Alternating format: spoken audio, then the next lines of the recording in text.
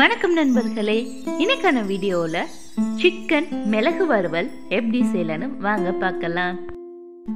அதுக்கு ஃபர்ஸ்ட் ஒரு பேனில் 2 ஸ்பூன் மிளகு சேர்த்துக்கலாம், 1 ஸ்பூன் சோம்பு சேர்த்துக்கலாம், 2 ஸ்பூன் ஜீரகம் சேர்த்துக்கலாம். எல்லாத்தையுமே நல்லா மிக்ஸ் பண்ணி விட்டுறலாம். எல்லாம் நல்லா மிக்ஸ் பண்ணதுக்கு பின்னால மசாலா எல்லாமே நல்லா வாசம் வந்ததுக்கு பின்னால ஸ்டவ் ஆஃப் பண்ணிட்டு அதை நல்லா ஆற வச்சுட்டு இப்போ ஒரு மிக்ஸி ஜாரில் மாற்றிட்டு அதை நல்லா ஃபைன் பேஸ்ட்டாக அரைச்சி எடுத்துகிட்டு வந்துடலாம். இப்போ ஒரு வானலில் 2 டேபிள் ஸ்பூன் எண்ணெய் சேர்த்துக்கலாம். எண்ணெய் நல்லா ஹீட் ஆனதுக்கு பின்னால் அது கூட 1 ஸ்பூன் சோம்பு சேர்த்துக்கலாம். சோம்பு நல்லா பொரிஞ்சோன்னே 1/4 கிலோ சின்ன வெங்காயத்தை சேர்த்துக்கலாம். இப்போ அதை லைட்டாக மிக்ஸ் பண்ணி விட்டுட்டு ஒரு ஈக்கு கருவேப்பிலை சேர்த்துட்டு இப்போ அதை எல்லாத்தையுமே நல்லா மிக்ஸ் பண்ணி விட்டுறலாம்.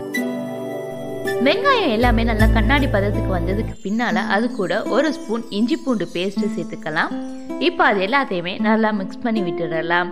இஞ்சி பூண்டு பேஸ்டோட ராஸ்மல் எல்லாமே நல்லா போனதுக்கு பின்னால அது கூட 1/2 ஸ்பூன் மஞ்சத்தூள் சேர்த்துக்கலாம், 1 ஸ்பூன் கரம் மசாலா சேர்த்து இப்போ அது எல்லாத்தையுமே நல்லா மிக்ஸ் பண்ணி விட்டுறலாம்.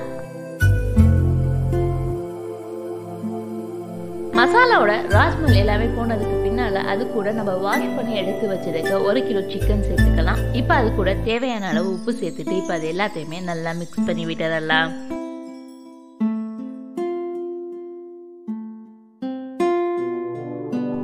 எல்லாத்தையுமே நல்லா மிக்ஸ் பண்ணதுக்கு பின்னால இப்போ அது ஒரு மூடி போட்டு மூடி வச்சிடலாம்.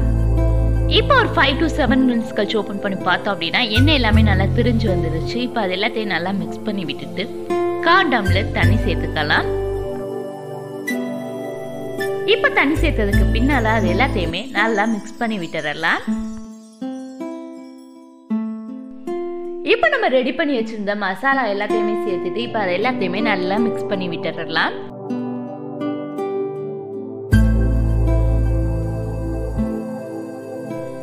எல்லாத்தையும் நல்லா மிக்ஸ் பண்ணதுக்கு பின்னால ஒரு மூடி போட்டு மூடி வச்சிடலாம்.